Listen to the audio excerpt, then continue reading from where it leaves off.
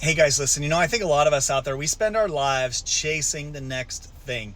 We're looking for a bigger salary, a better job, a bigger house, convinced that the time that we get to that point, we will finally have made it and just be ready to settle in.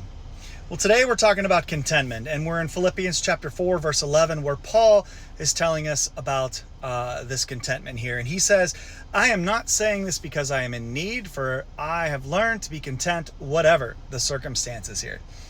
I think it's interesting that he says the word learned here. He doesn't say that he was born with it, but that he learned how to be content.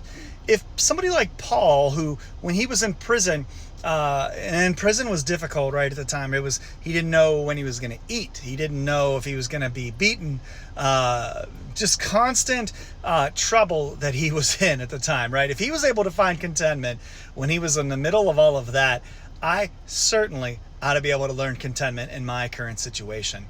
But I think it's all about we're always looking towards that next thing. What do I need? What can I do next? So I guess what I'm asking today is if you look at your life honestly, is there something that you can find yourself contentment in and just find happiness in that? I think it's worth taking a look at things maybe in a different light and seeing what comes from that. Let me know what you find.